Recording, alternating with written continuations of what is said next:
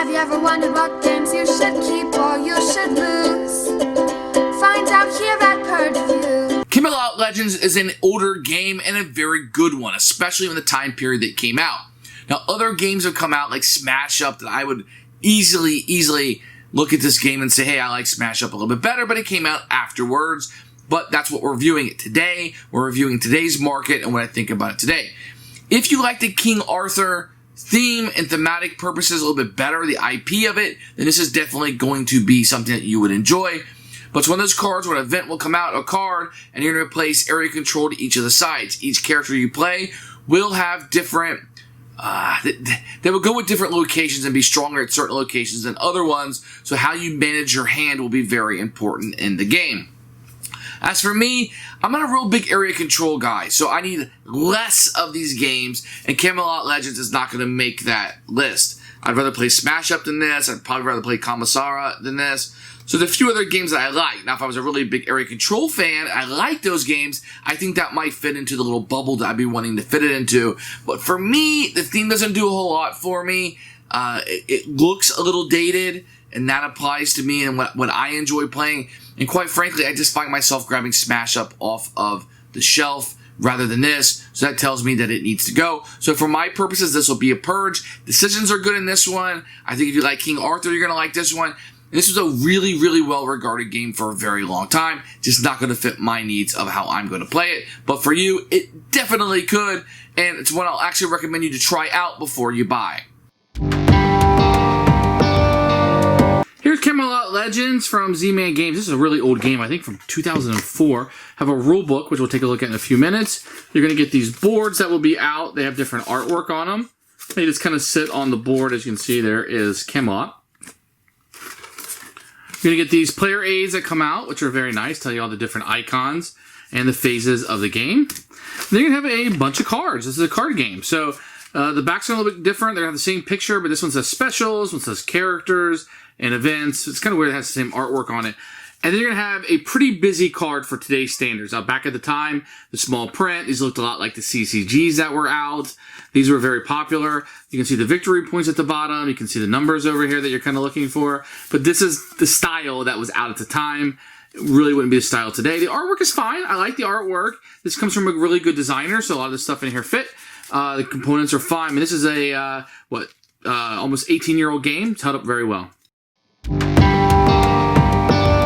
So here's the rule book, same cover from the beginning of it. You're going to have a quick start. It's going to be 3 sets of rules in here. So this is going to start with the beginner rules, which kind of goes over everything, tells you a little bit about the cards, and then when you're done playing that a couple of times, it says move on to the standard game. This was used through the ages too. You don't see it a whole lot.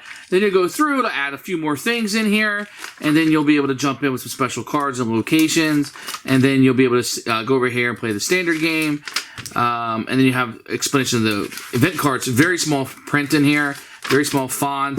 It kind of goes through some of the characters, a glossary of those, and then just a little bit of the shields at the end. It's a fine rule book. I mean, the game is pretty simple. You could probably, if you want to read this cover to cover, you're probably looking at 30 minutes to an hour just because so much of the glossary. If you just want to learn the rules of the game, maybe start at the beginner stage, you may be looking at about 15 minutes, 10 minutes, 10, 15, depending on how quickly you can read, and then you can kind of jump into standard. I don't know. Most gamers will be able to jump right into the standard. I think some people might want to do the beginner, get their feet wet, and then jump in pretty quickly, or maybe even abort that first game and jump into the standard. So when the game is played, you're going to have these 3 locations set up. We're going to kind of just take these 2 away. Just kind of know they work exactly the same.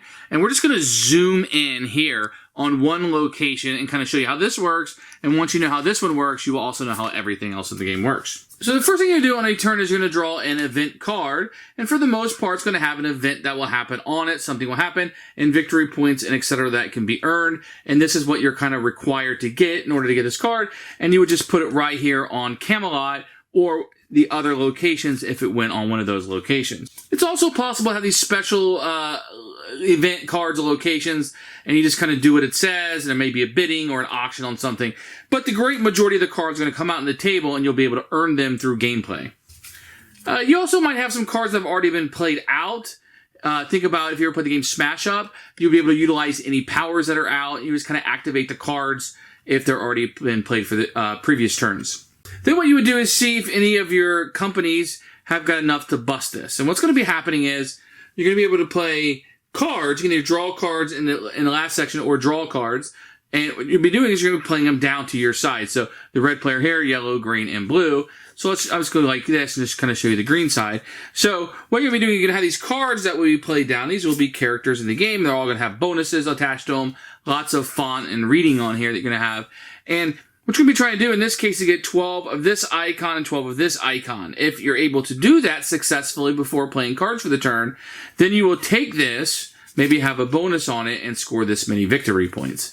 So if you ever played Smash Up, it's very similar, where in this case, you're trying to get 12, there would be 4, 0 for that character. If this guy had been played down, then I would have 4 plus 3 is 7, and you would need to meet the requirements of both of them. That's the majority of the game. Now, there's some final events that can come out, some special cards.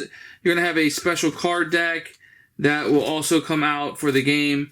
And you'll have some finales and stuff. But for the most part, the general idea of the flow of the game is you're playing these cards that will have activation powers on them, and then you're adding up the icons in order to best score these. Keeping in mind, you're going to have 3 locations going on at the same time. Very, very similar to Smash Up. Or should I say Smash Up is very similar to this. So it gives you a general idea of how to play the game and how to score. This is going to be the main mechanism in it. Who should buy this game? You like area control, you like card games, you like hand management, and you like the King Arthur theme. Any combination of those, I think you're going to enjoy this. If you want a good King Arthur game, there's quite a few out on the market that are pretty good, especially... Yeah, I mean, I was going to include Robin Hood in that kind of theme, but yeah, I probably wouldn't. So King Arthur, this is a pretty, probably top 5, top 6 King Arthur game. If you like area control, this does it really well. If you like that smash-up type mechanism, this does it really well. And I like it better than some of those FFG games that did the same thing. So this is probably one of my more favorite area control games, but not just enough for me to keep. In that regards, it will be a Purge.